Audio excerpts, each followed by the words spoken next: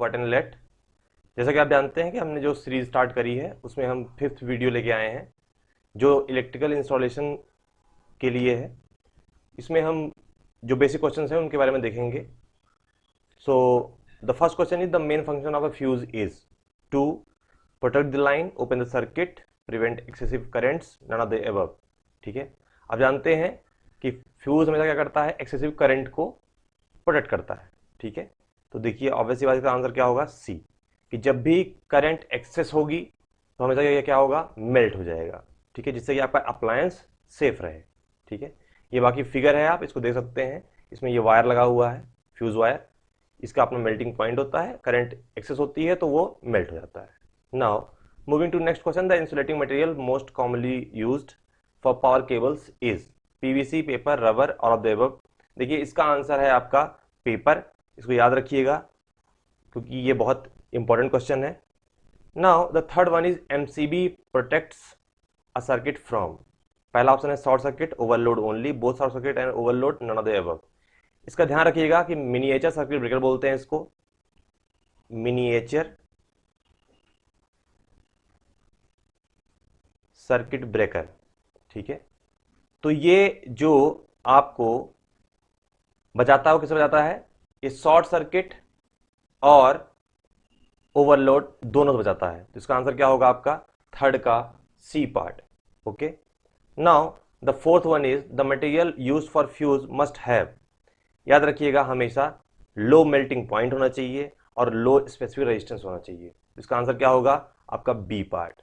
ठीक है, moving to the next question, characteristics of a fuse are. पहला है कि it should have a low melting point, ये बात सही है, लो मेल्टिंग पॉइंट होना चाहिए। It should have low ohmic loss, ये भी सही बात है। It should have high conductivity, ये भी सही बात है। इट शुड बी इकोनॉमिकल, ये भी सही बात है। तो आंसर क्या हुआ आपका, ऑल ऑफ द एबव। तो ये चारों पॉइंट आप याद रखेंगे, this is the most important question, ये आपके पेपर में आ सकता है।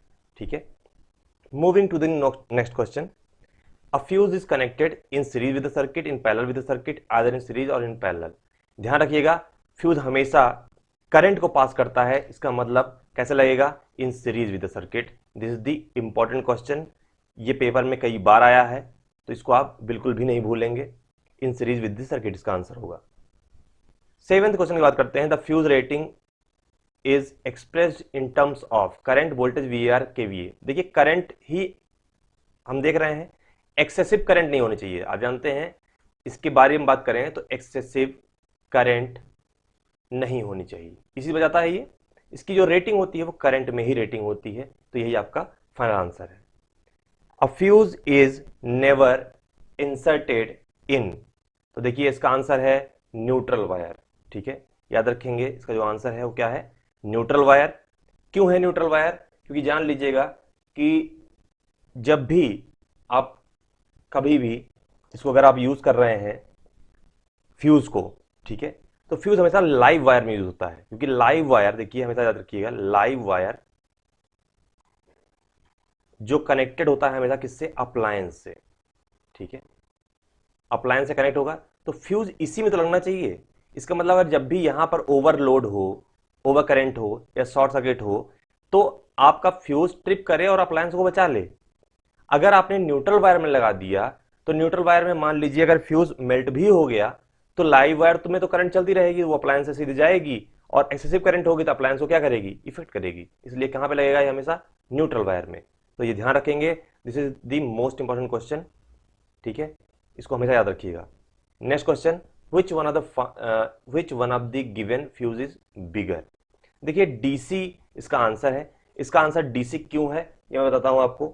डीसी जो सप्लाई होती है, देखिए जो डीसी सप्लाई होती है वो हमेशा एक कांस्टेंट सप्लाई होती है, ये चीज आप जानते हैं, एक कांस्टेंट सप्लाई होगी। ये मान लीजिए टी है, मैं इसको वोल्टेज ले लेता हूं, मान लीजिए वोल्टेज ले लीजिए या करंट ले लीजिए। हमेशा जब भी ये डीसी अगर एक कांस्टेंट सप्लाई है तो हमेशा ये ग्रेटर देन 0 वोल्ट होगी, और जब ग्रेटर देन 0 वोल्ट होगी तो आप ये जानते हैं कि जब भी यहां पर ओवरलोड होगा या फिर मान लीजिए एक्सेसिव करंट होती है तो आर्क बनने के चांसेस बहुत होते हैं। आर्क बनेगी, जब आर्क बनती है, ध्यान रखेंगे आप, आर्क जब भी बनेगी तो ऑब्वियस सी बात है कि इसके लिए हमें क्या चाहिए कि इलेक्ट्रोड जो है वो थोड़ा दूर दूर हो। वरना आर्क से वो इफेक्ट करेंगे।